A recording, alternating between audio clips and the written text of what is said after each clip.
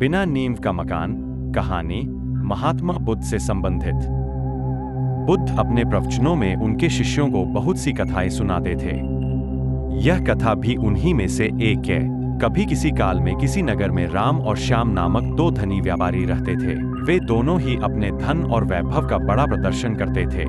एक दिन राम अपने मित्र श्याम के घर उससे भेंट करने के लिए गया। राम ने देखा कि श्याम का घर बहुत विशाल और 3 मंजिला था। 2500 साल पहले 3 मंजिला घर होना बड़ी बात थी और उसे बनाने के लिए बहुत धन और कुशल वास्तुकार की आवश्यकता होती थी। राम ने यह भी देखा कि नगर में सभी निवासी श्याम के घर को बड़े विस्मय से देखते थे और उसकी बहुत बड़ाई करते थे। अपने घर वापसी पर राम बहुत उदास था कि श्याम के घर ने सभी का ध्यान खींच लिया था। उसने उसी वास्तुकार को बुलवाया जिसने श्याम का घर बनाया था। उसने वास्तुकार से श्याम के घर जैसा ही 3 मंजिला घर बनाने को कहा।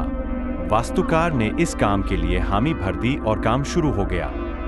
कुछ दिनों बाद राम काम का मुआयना करने के लिए निर्माण स्थल पर गया।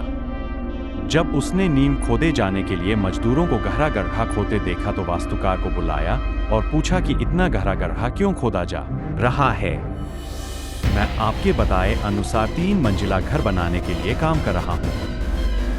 वास्तुकार ने कहा, सबसे पहले मैं मजबूत नींव बनाऊंगा, फिर क्रमशः पहली मंजिल, दूसरी मंजिल और तीसरी मंजिल बनाऊंगा। मुझे इस सबसे कोई मतलब नहीं है। राम ने कहा, तुम सीधे ही तीसरी मंजिल बनाओ और उतनी ही ऊंची बनाओ जितनी ऊंची तुमने श्याम के लिए बनाई थी।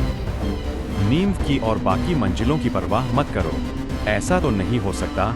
वास्तुकार ने कहा, ठीक है, यदि तुम यह नहीं करोगे तो मैं किसी और से करवा लूंगा। राम ने नाराज होकर कहा। उस नगर में कोई भी वास्तुकार नींव के बिना वह घर नहीं बना सकता था। फलतः वह घर कभी न बन पाया। किसी भी बड़े कार्य को संपन्न करने के लिए उसकी नींव सबसे मजबूत बनानी चाहिए एवं काम को योजनाबद्ध तरीके से किया जाना चाहिए।